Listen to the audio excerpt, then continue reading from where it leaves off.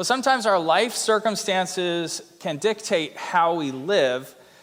Maybe you dreamt your whole life of a certain type of life, but things outside your control happened and they pushed you into a situation which you never wanted. Maybe you imagined a certain type of career, but maybe health issues or finances closed that door. Maybe you planned to live someplace or travel, but circumstances forced you to live in another or not travel. We learn quickly in life that life isn't about just what we want. It's also about learning how to live faithfully in light of reality, in the light of the very moment that we're in. So think of a young couple who recently got engaged, right before the pandemic hit, though. They were excited, planning the wedding. They're looking at places to live, but then everything shuts down suddenly. Work hours are cut. Venues close. Flights are canceled. Family can't travel. Suddenly, their plans, well intended for the future, collide with a new reality. They didn't stop loving each other. They still have their relationship, but circumstances demand that they adjust.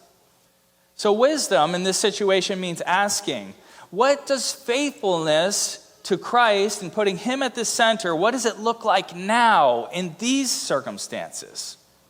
That's the kind of wisdom that Paul is giving us in 1 Corinthians 7. In verse 26, he mentions this present crisis.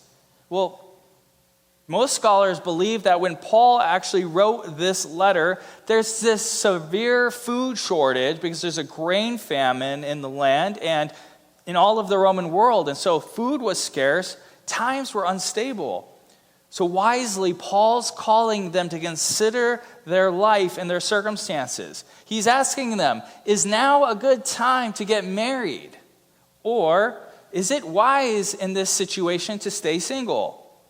This passage is a call, not just to those kind of situations, but is a call for us to consider our own life circumstances and consider how we should live wisely, live out our calling in light of the moment that we find ourselves in. Paul even says this. He says, I have no command from the Lord, but I give a judgment as one trustworthy. In other words, he's saying, I'm not laying down a universal rule that should be applied in every situation, every circumstances, but a spirit-guided counsel for you people who are living in a difficult season. I could see Paul saying on one hand, it's saying, if circumstances were different, for sure my advice and my wisdom and my counsel would be different. But his goal is the same in this text, and I think his goal carries for us. To help believers to live in whatever circumstances they're in with this undivided devotion to Jesus right at the center in light of the fleeting nature of this world. So here's what we're going to see, I think, is that Paul, he's calling us, is saying whatever cultural or personal moment you find yourself in, whatever your circumstances, you need to focus your mind and heart on living in undivided devotion to Jesus, prioritizing him right at the center. And he's going to ask that as we prioritize him, then we let everything else in this life fall beneath that. Let's jump into this text and see how it plays out. Take a look at verse 25. He begins with addressing an audience. He says, now about virgins. When Paul says that, now about virgins, that's kind of an interesting thing that scholars debate the meaning of what is a virgin in Paul's understanding in the first century. The strongest consensus on this is that, and I agree, is that Paul is talking about those young women who are actually betrothed to be married. So think of Joseph and Mary. They're legally married in the sense that they're betrothed, so betrothal was legally binding, but yet they hadn't yet consummated their relationship. So think of someone who's engaged, but that's a legal marriage, even if it's not fully consummated. So those is the audience he addresses here in verse 25. First he says, now about virgins, I have no command from the Lord, but I give a judgment as one who by the Lord's mercy is trustworthy. Because of this present crisis, I think it is good for a man to remain as he is. Are you pledged to a woman? Do not seek to be released. Are you free from such a commitment? Do not look for a wife. But if you do marry, you have not sinned. And if a virgin marries, she has not sinned. But those who marry will face many troubles in this life, and I want to spare you this. So Paul's point this morning, isn't this a relief? It's not about sin issues, actually. It's about wisdom applied. In a time of famine and uncertainty, he raises this practical and pressing question. Should you go ahead with your marriage now, or would it be wise for you to remain single until this present trouble passes? Paul's answer is pastoral. He's saying marriage is good, but because this present crisis, singleness is going to have some real advantages. The bigger point is this: it's about being wise with how you live your life. Whether you are single, whether you're engaged, or whether you are married, we have the same call. That is to prioritize Christ and live with undivided devotion to Jesus. So how does this work? Well, it doesn't really take a PhD, and I don't have one anyway, to realize that in a crisis, a new marriage might actually increase a hardship rather than relieve it. Okay? I just don't think that that's something that you really have to know a lot about in order to say. As a newly married person, of course, you're going to be fixated on taking care of your spouse. But as a single person, you would have less fixed responsibility. You might be able to serve in a greater capacity. In a crisis, a pandemic or a recession or whatever the cultural moment is, a person with fewer fixed responsibilities can do more to help others. Again, he's not saying this by way of command. Actually, he's saying this as a pastor, having the heart of wisdom. He's saying, consider if now is the right time in order for you to change your situation. What are you giving up? What are you gaining? Of course, the negotiables are, in this text, Paul would say, you can get married. That's fine. Or you can remain single. That's also fine. The non-negotiable, though, is this, is that you cannot put Christ second. That's not negotiable. We have to live with Christ at the center of our lives.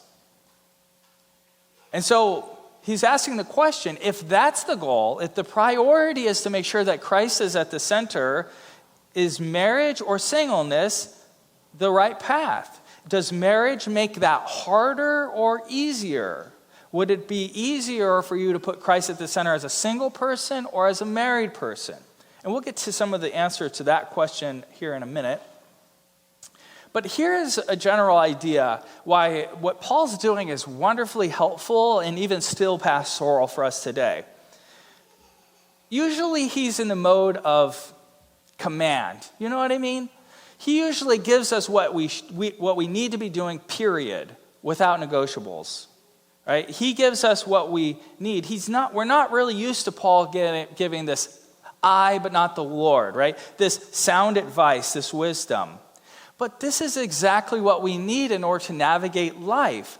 Advice is related to nuanced situations that require discernment. Not every choice in life is about sin issues, right? You can go right or you can go left. And both of those paths may seem equally good. But the question is, will one path lead you closer and deeper in relationship to Christ and therefore help you to serve him by walking it?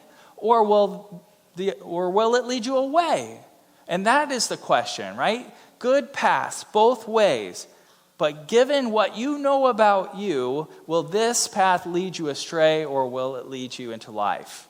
Thank you, Paul. Thank you for this wisdom that you're giving us.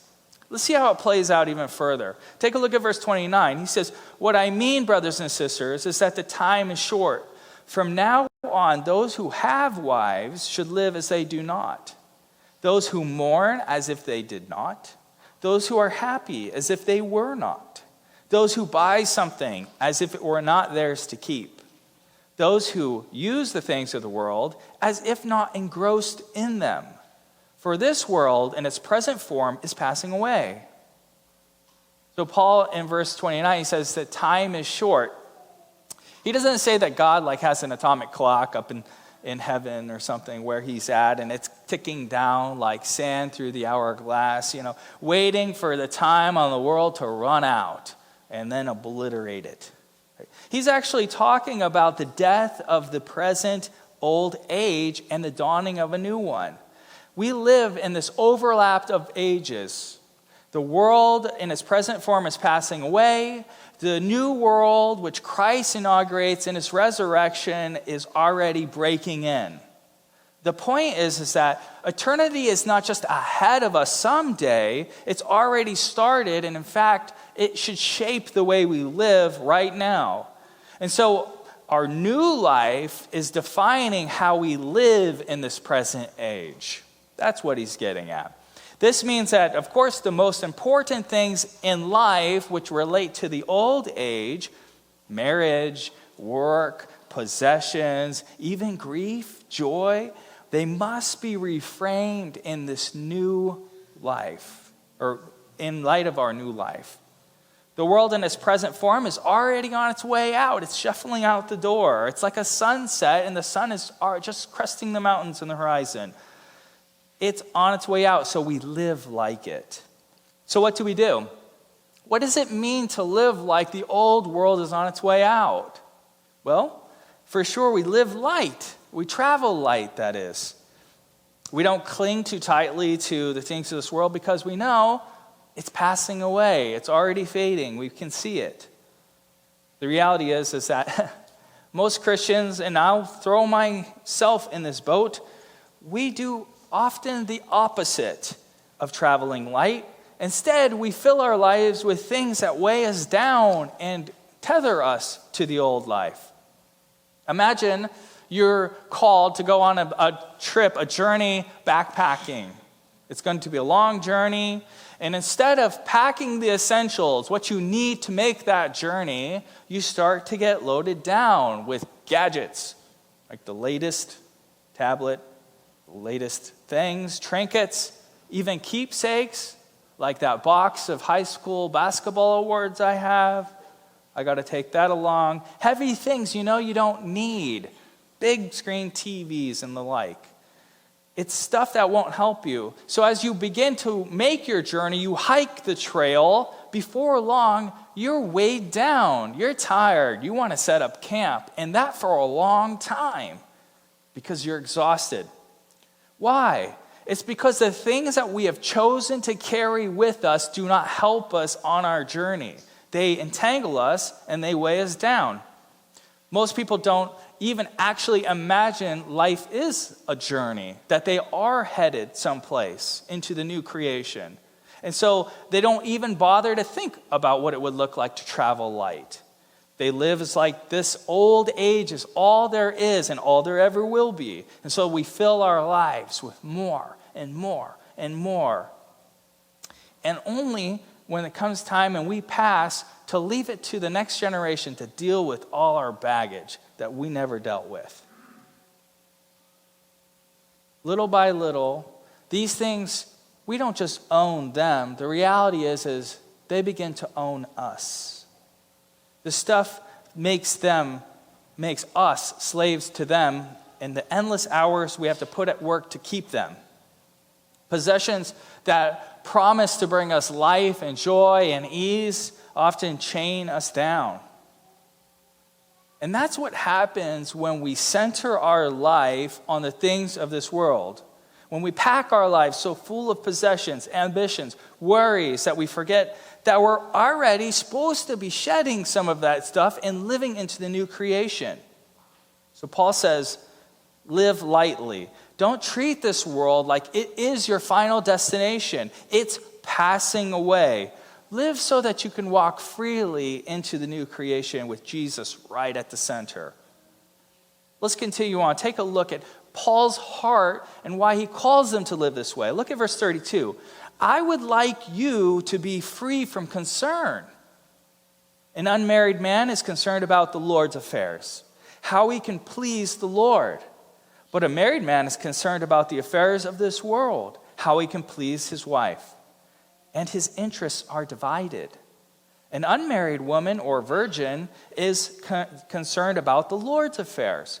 Her aim is to be devoted to the Lord in both body and spirit.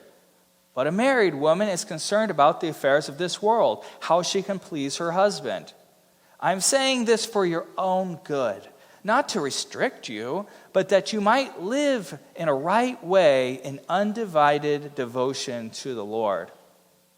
Paul goes on here, and he says it in verse 32. He says, I would like you free from concern. That is a pastor's heart right there. That is something that, as a pastor, I can say, I would love to see my people living in joy, free from concern, without the anxiety of life, the burdens of life weighing them down. He's not in this text trying to make their life harder by giving them a list of rules or do's and don'ts. He's trying to spare this Corinthian fellowship from having unnecessary burdens the way that we do, by heaping them up upon ourselves. And so he points to a simple reality in their current situation, again, keeping in mind there is a shortage of food, a crisis afoot. He's pointing out this simple reality. An unmarried believer can focus more fully on the Lord's affairs, that is, how to please Jesus. A married believer, on the other hand, must be concerned with how not just to please Jesus, but also their spouse. That's not sinful. Paul hasn't said it's sinful. In fact, that is actually the calling of marriage. Husbands and wives are meant to be caretakers of each other, meant to worry about one another. But it also means that your attentions are going to be somewhat divided, and that's the reality. So the question that he's asking is this: does it make sense in this very moment to be married or to be single? Will it help you, or is it going to hurt you? Again, Paul isn't saying that married people can't serve the Lord. So far from it. In fact, that is one of the ways you do serve the Lord. If you are married, is by serving your spouse, by raising kids up to know the Lord. Going to work faithfully is a way of serving the Lord, and stewarding the possessions that you have. We serve the Lord in all of these ways. Personally, the Lord knows this about me, and I'm talking about personally, really personally. The Lord knows that my marriage actually empowers me to serve the Lord with a greater sense of enthusiasm and passion and singularity of focus. I can say that for me, without my wife, I do not know where I would be. Amen. And I do not think I would be where I am. Okay? Actually, I don't need to even question whether I know I wouldn't be where I am. My gift, the Lord knows, is not singleness. It never has been, or it never will be. The Lord knows that I need a helper. I need a partner. I need my wife. And there's nothing sinful about that. All of that is holy, especially when we live with undivided devotion with Christ at the center of it. Yet, I can acknowledge that if I was gifted differently, then perhaps my singleness would be preferable even, and I could accomplish even more.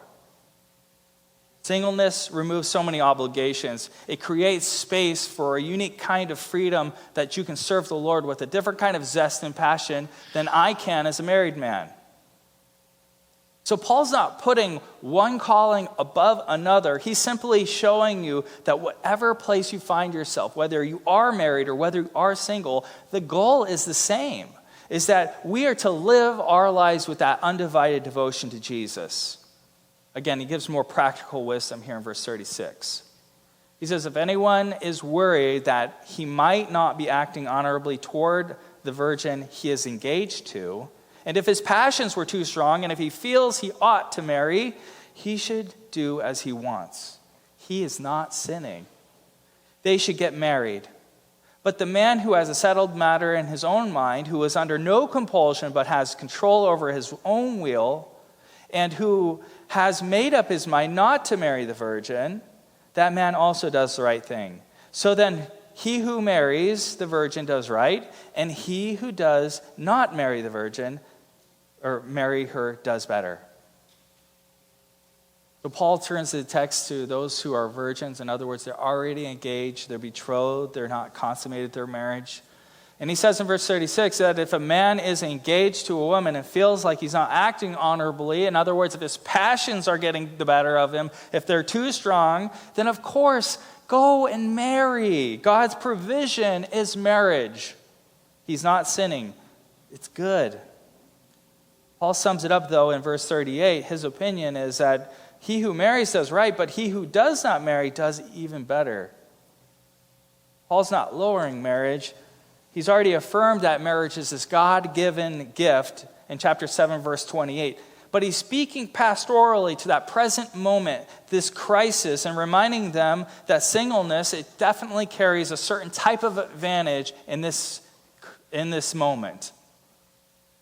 So the principle is this, though, that both paths are clearly honorable before God. Marriage is a good gift, so is singleness a good gift. For some, like myself, because we don't have that gift of singleness, I would struggle to serve the Lord with an undivided devotion if I was not married. I know that. Finally, we arrive in verse 39. He says in verse 39, a woman is bound to her husband as long as he lives, but if her husband dies, she is free to marry anyone she wishes, but he must belong to the Lord. So Paul closes this section with a word to the widows. Notice this balance of a freedom and a boundary. Freedom in that marriage is a covenant intended to last for your entire life. But if her husband dies, she's free to remarry. There's no guilt. There's no obligation for her to remain unmarried. For what if she's like me, right? There's no obligation. She may marry again. And yet there's a freedom that's shaped with a clear boundary, that he must belong to the Lord. And that is, of course, right at the center, what Paul's getting at all along here is that a believer's first allegiance is to Jesus, and then everything else comes after that. So if a widow chooses to remarry, or actually I could add, any believer chooses to marry, it must be to someone who also confesses Jesus as Lord. And this is the heart of the whole chapter. Whatever your situation, put Jesus first. Undivided devotion to him is defining how we live, who we marry, how we view this fleeting world. Let's wrap this up. If we're honest, I don't know about you, many of us feel a bit of a tension in a sermon like this. We know what Paul is saying, but often our lives don't look like undivided devotion. We've poured ourselves into careers, into raising kids, into building a certain kind of lifestyle that we dreamt of. We don't want to think the question, where does Jesus fit into all of that? We don't want to think about it. We push it away, that question. Is he first? Is he tied for first? Does tie go to the runner in this case? Or is he a runner-up? Or somewhere beneath that? The grace in this is that it's not too late to change our priorities. It's not too late to live lightly, to recenter our life on Christ. The grace also is that Paul isn't writing this chapter to heap a pile of guilt on his people. What was his pastoral heart all along? He wants us to live a worry-free life. He wants us to experience this freedom in Christ. He says in verse 35, I am doing this for your good, not to restrict you.